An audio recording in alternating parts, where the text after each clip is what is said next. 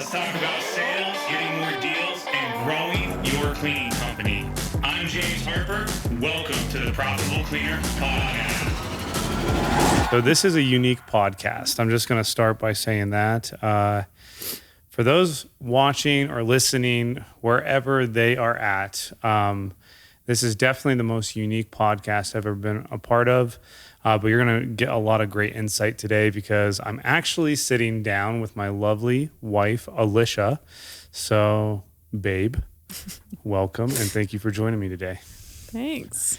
So the reason why I wanted to speak with Alicia today was actually because she's in facilities management. And I think I just recently told you this, but when Dave Porter is speaking with potential commercial cleaning clients and we're interviewing our premium partners, I start off typical sales calls by a simple introduction. And then from that, I get the question of, well, what got you into this industry? And I say, well, I really hate cleaning. I don't know anything about facilities, but I must be good at sales because I sold a facility manager on being my wife. So you are kind of the intro to every one of my sales calls. All are true. So thank you very much. So I guess for simple introductions for everyone watching and listening today, why don't you just give a little bit of background on who you are and what you do? So Alicia Harper. I work at the University of Colorado on the Anschutz Medical Campus. I've been there for 13 years, started as a student worker, and am now a business service manager. Main areas I oversee is the customer service center. I manage our elevator contract, work with our CMMS, training. Those are kind of the main areas I oversee. Just for sake of giving people context here, being a facility manager at the University of Colorado, in the sales world, that's what we would call like a big fish. That's a big deal that our cleaning partners would want to go after. Right. Kind of give us an idea of what your facility breakdown looks like, maybe square footage, buildings, campuses, just paint a picture for everyone right now. So facilities at the Aurora and Denver campus are kind of tied together. So between the two campuses, we employ about 250 staff members within facilities, a majority of them at the Anschutz campus. Between the two campuses, there's about 40 buildings that we oversee, ranging from educational, research, and then office spaces. Collectively, it's about 5 million square feet that we oversee. So just to kind of recap this, you got two campuses, 5 million square feet, about 40 buildings, and you obviously have vendors of all sorts of trades on both campuses. Yeah. So this is why really, outside of the fact that you're my wife, that I wanted to speak with you today is because it's not every day that in the cleaning industry you get direct insight from someone in facilities, which we would deem you guys as a life-changing contract. I'm sure the university probably has a multi-million-dollar cleaning contract out there. So today I really want to focus in on anyone listening that might be thinking to themselves, how can we get our company into those conversations with bigger facilities, universities? It's a typical target client that comes up for many of our partners. Sure. How can they get involved in those conversations? So I'm just going to kind of go through what I know to be true, and you can tell me what is and what isn't when it comes to kind of your guys' sales process. From my understanding, a client of your size, when you work with an outside vendor, I believe there's an RFP process. Is that correct? So anything over 25,000 would require we call going to bid. So that's where the RFP would come into place. So from there, we would set up our guidelines and expectations of what we'd want from that vendor. And then therefore it would be placed publicly within the university. And explain what placed publicly means. So that's kind of what gets tricky. It's always on like the state procurement site. This is so funny. Which as an internal person, I'm always like, how do people find these things? I think that with like jobs for us too, because it's kind of their own little world. So as a vendor, you would have to go look for these things. It's not, you're not going to Google it, that kind of thing. You're just not going to find it. So I think this is really important for anyone to know. These big government contracts, university contracts, anything over $20,000, $25,000, $30,000, depending on who you're going after, goes out for an RFP. And it's why it's so simple just being on these government websites and seeing what comes up. Absolutely. Being on vendor lists, we talk about that a lot. It's a lot of kind of BS work up front. Yeah. But it definitely can pay off. It's just so funny that, hey, the University of Colorado has a $3 million cleaning contract, let's say, and that's a life-changing contract. And it's all the specs, details, and information about this lead literally is on the website.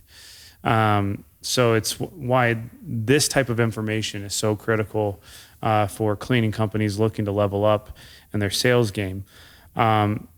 So let's talk about the RFP specifically. Let's say it's a bid over $25,000. Let's just, for the sake of this conversation, say it's some sort of clean, deep clean, disinfection, whatever. They see it on your website. I'm assuming that bid gives an outline of how to apply, and then what happens. Absolutely. So they'll kind of handhold you through all the little steps. So yeah, you're going to respond and typically show justification of how you can meet those standards. And then you would submit like your bid to the central procurement office, which is where you would find the application. So once that's submitted, they'll take all of the vendors that have met minimum qualifications. And from there, there's typically an RFQ where like kind of that question dynamic plays. And typically that's an on-site visit. You have kind of one shot and all of the vendors that are bidding show up and kind of get to see the facilities firsthand. Typically they're meeting like the stakeholders that have a big vote at the table. Sure. So I'm going to stop you there. This is really, really interesting. And if you're not familiar with like what a multi-million-dollar government contract or state contract, what goes into it, you just hit on something that I think is kind of a shock to people when they first see it. You go through the requirements of the RFP, and then let's say you get invited. You're being invited to a public walkthrough. And by a public walkthrough, that means you're literally walking this campus for this hypothetical with your competition. Is that correct? Absolutely. Yep. And so I think that's really important for people to know that you're at this public walkthrough and there could be 4 to 6 other companies there following around a facility director, learning about the facilities. And I want to focus in on this for a minute. You've been a part of those public walkthroughs. Let's say someone's listening, they see a bid out there, they get invited to a public walkthrough, they show up, there's 6 other companies there. What's something that someone could do to maybe stand out in that public walkthrough, or maybe some like do's and don'ts of what not to do in one of those walkthroughs? Well, I think your typical do's and don'ts of like, be on time, showing up presentable, asking appropriate questions. What's showing up presentable mean like in facilities? This is like an ongoing like topic. Like you can overdress, you can underdress. Sure. I would say like comfortable shoes to walk in. So maybe not like your tennis shoes you run on the track, but maybe something more business casual, because typically you're going to be covering a lot of square footage. Yeah. So if you're showing up in your 5-inch stilettos as you're trekking around campus, you're probably going to make your way to the back of the squad as they're walking around. So we had a client say that she walked 5.5 miles total on a walkthrough with UC Health. I would believe that. So I think just having proper shoe wear, it sounds so simple, but it's definitely like important. Yeah. I also don't like overdress. I would in like a 5-piece suit. and over impress. Absolutely.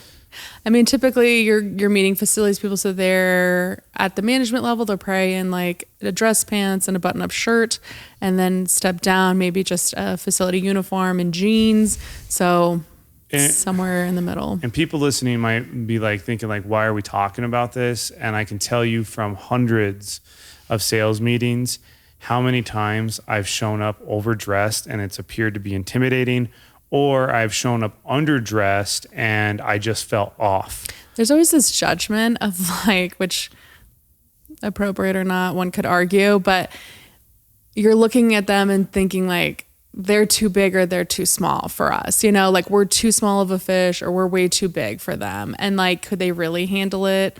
Or would they be bored? Or would they be, so part of that is your presentation, and how you're showing up. I would say another big piece is how we typically look at our vendors as they're an extension of our brand. So yeah, you may be wearing ABC Cleaning, but really you're an extension of the university. And so the standards that we have on our, paid employees, that kind of goes along with you as well. So you kind of see more of our customers than we see some days. You're in their office spaces continually. So representing, have the same standards, that professionalism, communication skills, all of those things would be important. In sales, we want to talk about what matters. And sometimes we don't know what matters until we're talking to our prospects day in and day out. We heard from a property manager in a previous episode that like her biggest thing with cleaning companies is they don't show up sometimes in their uniform, and it freaks out the staff because homeboy's walking around the facility with keys going in and out of these rooms. And so that was important to her. And then now let's look at a big fish facility here, and we're again talking about appearance. So as cleaners and as business owners, we have to think what matters. Well, appearance matters, having the right attire and get up matters, and is it matching a big time facility's brand? And even just like their facial expressions, engagement of clients and stuff, making them feel at ease when you're in their kind of personal space. When you're taking the trash out in their office, they want to feel safe that their personal belongings are okay, Yeah, Angel always talks about like you don't want the cleaner in your office that you think will open up an office drawer. Yeah. It's a huge level of trust, sure. Right? I think this is all really valuable stuff. So going back to that public walkthrough, obviously appearance is on point. Let's get into like the conversation in the report here. What's some things that you're looking for in those walkthroughs from these vendors? I mean, I think it's just getting a feel of their professionalism, and are they going to be a teammate to you? Are you vibing with them in the sense of, because really you are going to be a team. We're employed by the university and you're our contractor, and together we have something to solve, cleaning. And so are we good teammates within that, or is there a miss? Yeah, so is there synergy? Yeah. I mean, yes, price always comes into play, right? Like if your bid is thousands of dollars off, like there's always going to be an argument there. But I think a big piece of it is we can work with these people and we feel comfortable with these people. Again, it's at the end of the day, people buy from people they like. They want to work with people they like. Yeah. No one wants to work with someone that has some sort of reservation or off-putting or cold feeling. We still, even at an RFP, $3 million cleaning contract level, buy with feel. You're going through these walkthroughs, you're taking everyone at their word that they can clean the building. Yeah. So really you're judging them off of that presentation and the personality. Yeah. So basically would you say how much emphasis, and we'll move on here from this topic, but how much emphasis do you think are actually put on those public walkthroughs versus the actual, formalities of the bid? Let's say like 2 bids or price points pretty similar, staffing, all of that kind of stuff, admin support, all of that seems to be kind of apples to apples. I would think that would be the tipping point, is that interaction. Who do we like more? Yeah. Yeah. I think it's a big deal too if you show up. You don't have to, but if you took the time, I think if you don't show up, you kind of take your name out of the hat. Yeah, of course. Okay, so real fast, why do you guys do the public walkthroughs? I know there's a reason for this.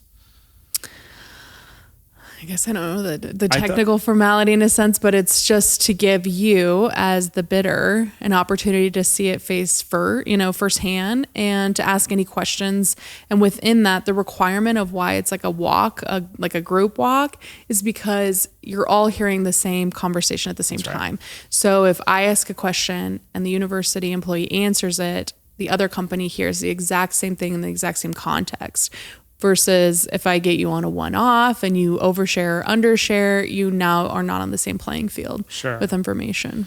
So it's really critical we've had partners in the past say, I don't know how I feel about a public walkthrough. And at first I kind of understood it, but getting a different lens and perspective in here, it makes complete sense. And it's also a piece for you as the person bidding. You may walk in and be like, this is not for me. Or these people are not we aren't going to vibe. It doesn't just have to be, the person hiring out.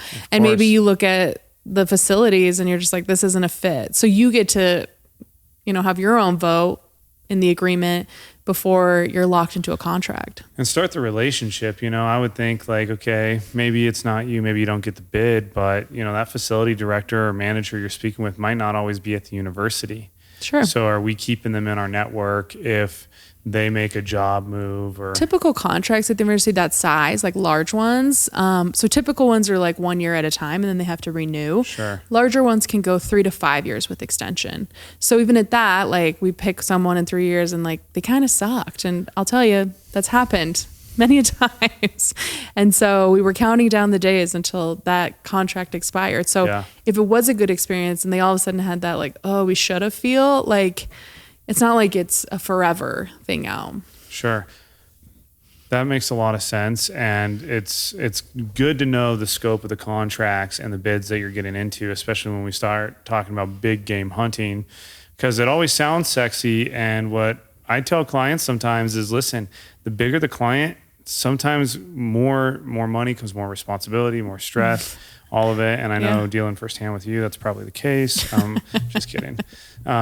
Just kidding. He's funny. But all joking aside, I want to talk about the non-RFP phase. And I think where a lot of people listening, this is where your sales can really come into play and where you can really get a good foot in the door. Is you basically, or whomever in facilities has decision-making power up to a certain level. Is that correct? I think just knowing you, what's your decision-making price point power that you have without having to go through procurement? I called it pure-curement last night. She was laughing about this. So procurement, what's kind of that level for you? So within... typically it's about $10,000 is where one can purchase with our procurement cards. Invoice sent, it gets paid, no conversation. Yeah. And then if it's kind of an emergency service that one needs to clean up, there can be an argument up to 50, but they're kind of far and few between. So any long-standing contract would be over that $25,000 threshold. So basically 25 and under, you have a chance at winning some business without going through this RFP process. 10 and under, if you have the right contact and there's the need there, you have a pretty good shot at winning some business. Sure. And I think so many times... Those are just internal conversation of the department. Sure. It doesn't really need to escalate outside of that. It doesn't take multiple decision makers. Correct. And the sales process gets muddy with multiple decision makers. And I think so often we see a big time prospect and we think big time contract and it's either big time or nothing. And we talk all the time about one-off cleans. Fucking cleaners hate one-off cleans. I never want to do a one-off clean. I don't want to do a one-time disinfection job. I hear it weekly. And I believe that it's a missed opportunity or a one-time strip and wax on a floor. you can really get your foot in the door. Sure. If it's There's under always going to be another $10,000. strip and wax. Like there's always going to be another one. So whether it's in a contract or not, you could be the reoccurring vendor that shows up to do those. Yeah, I love it. And again, it just goes back to proving the point again that one-time jobs gives us the opportunity to get paid to start the relationship. It's kind of like a sample at Costco. Like you just dabble a little and then all of a sudden you're like, Next thing you know, you're buying the damn 24 pack of Hot Pockets and the vegan version of it too. No, I think that's right. Tiffany, the property manager we spoke with, talked about demoing a vendor. We want to demo a vendor before we use them long term. All right, so now let's talk about how we actually get to the opportunity of getting a contract or a one-time opportunity or a smaller opportunity that doesn't take procurement, that where you're the decision maker. You're the one saying, yes, bring them in. This works. I want them. You send me really horrible commercial cleaning cold emails you get all the time. Mm-hmm.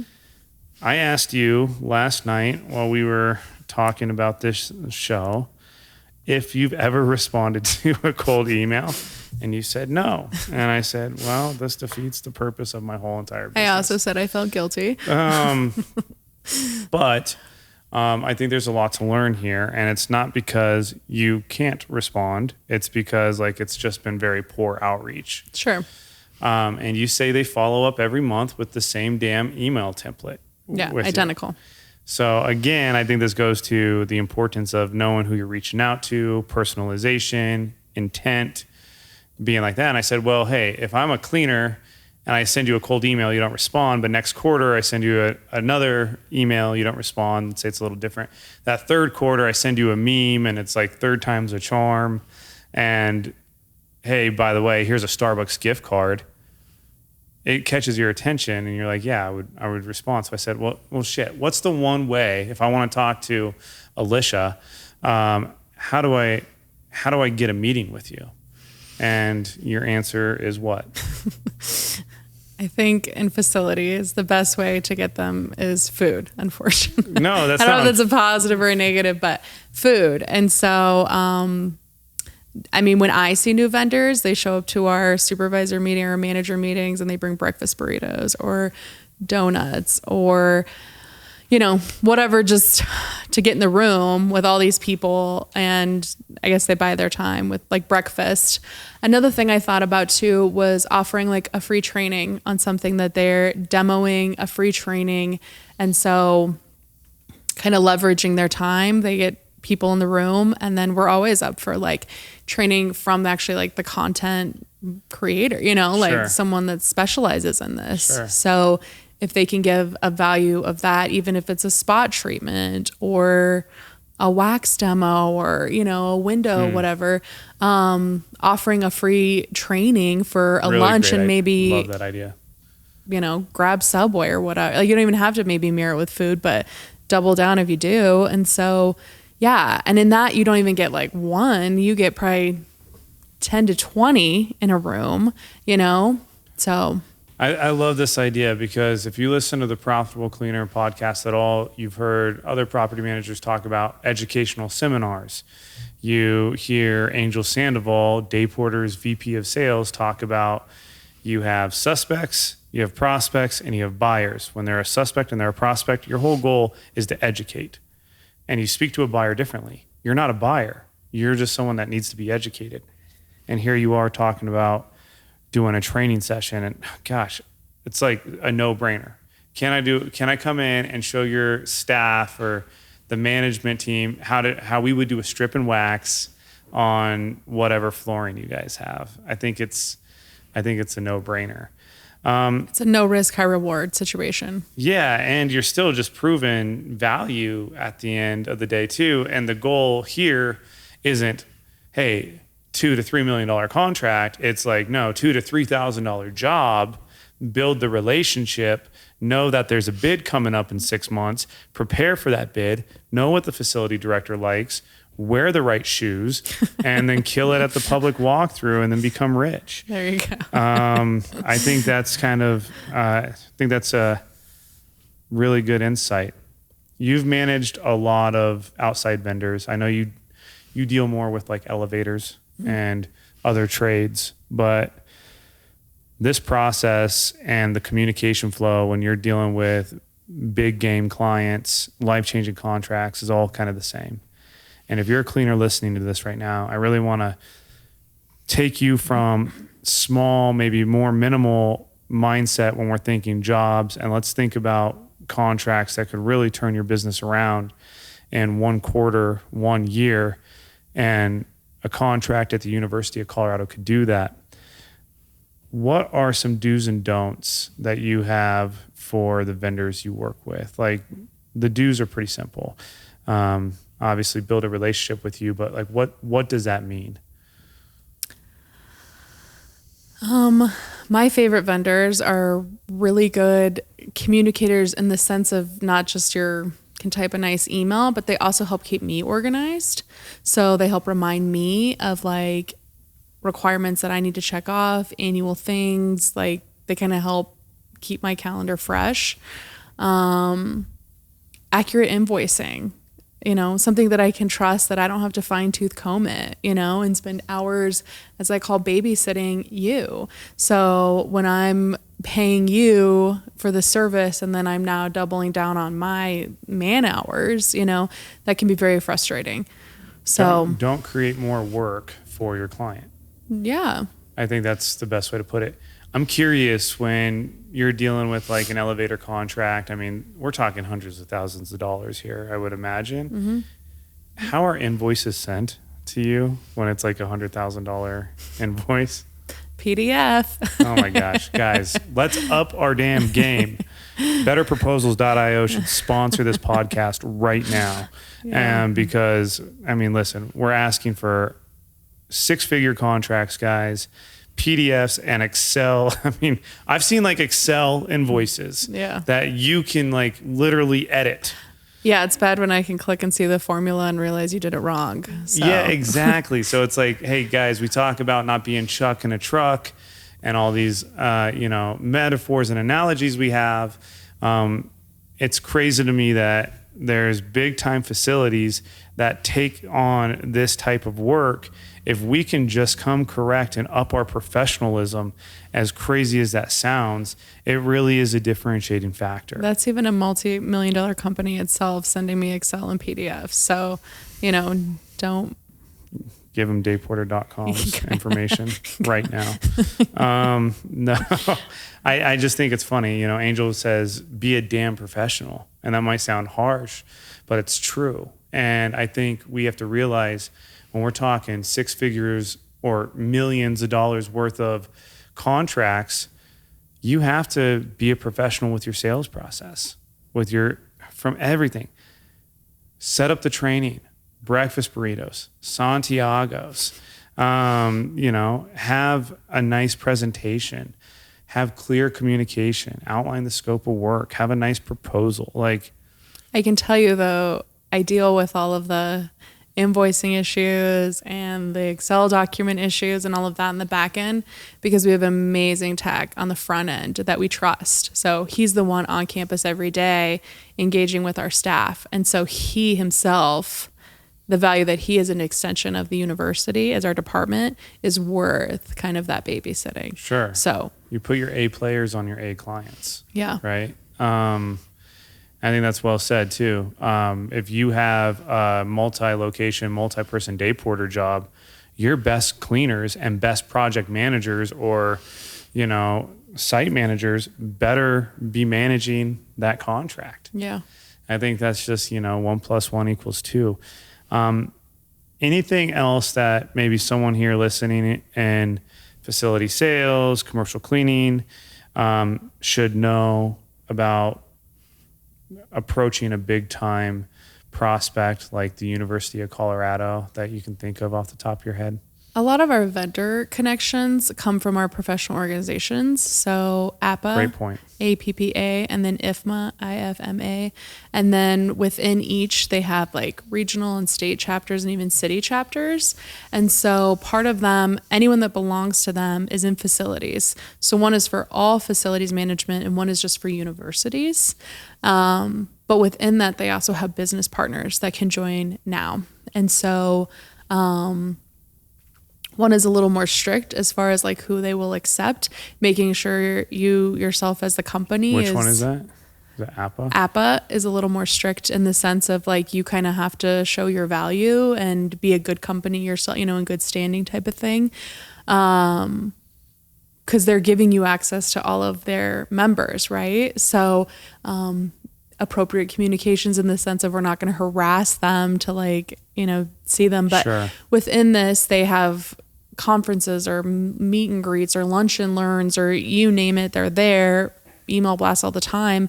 And that's a lot of where we get our face value or just even contacts of vendors and where other facilities managers talk to each other from different universities or in schools, even outside state borders, and share, you know, we had a really good experience with said company, you should use them type of thing. I'm so glad you brought this point up. And I think it's one of the biggest missed opportunities actually in this industry, in our industry, commercial cleaning, is joining just like networking trade-like groups. And I know IFMA firsthand through you, International Management Facility Association. Is that what it stands for? Something along those lines. It is international, yeah. Yeah, so it's like join the IFMA group, get in, learn from the other trades, other facility pros in that group, and then, oh, by the way, you're going to have a local chapter. Yeah. And people in that local chapter are going to look to their other local fellowship people to do business with. That's even a way you could do like a training across multiple universities at the same time, you know, like a lunch and learn. So I love that. I think everyone listening right now, go to your local chamber of commerce, low-hanging fruit, IFMA, APA, look into these groups, join the Profitable Cleaner Facebook group, little new community and plug for everyone listening right now. But it's important. Community is important. If you hear other episodes, we had a property manager talk about the Community Association Management Association, about how that's for property managers. yeah. Find what's out there. And we always say, live where your prospects are. Hang out where your prospects hang out. It's just simple math. And I think that's really well said. All right. So 2 last questions for you here. Black box or white box to start? You're doing both of them. So Let's start with white. okay. I don't know any of these questions in here unless I pull out the card, and you are required to answer truthfully. Okay. So question 1, 4 things you might not know about me. 4 things. Yeah, what that are 4 things I don't might- know about you? This is a great one. Oh gosh, 4 things you don't know about me? Yeah. Oh God, I don't even know. You better think of 4 things. That Just one kidding. feels loaded. While you think of that, I'll pull out the second box question here. Give me one thing. This is what a great marriage we have, everyone. I wanted to be a writer when I was younger. I did not know that. That's good to know. Where did those skills go? That dream has sailed. She can. I want to be an entrepreneur's wife now. Yeah. Okay. Question number 2. This is a good one. What's your favorite thing you bought this year? And she has bought a lot. That I bought this year? Oh gosh.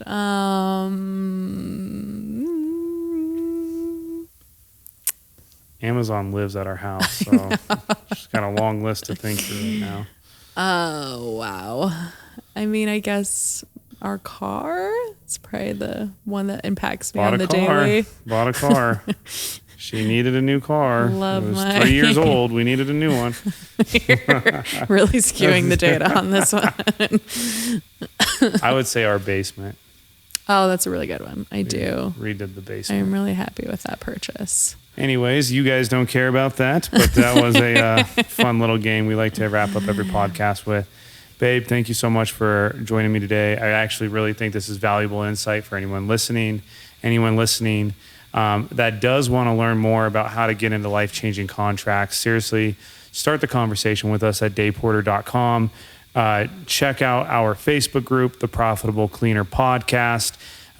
Bring in a new level of sales information to such an essential industry is such a privilege of ours, and we want you to be part of that journey with us.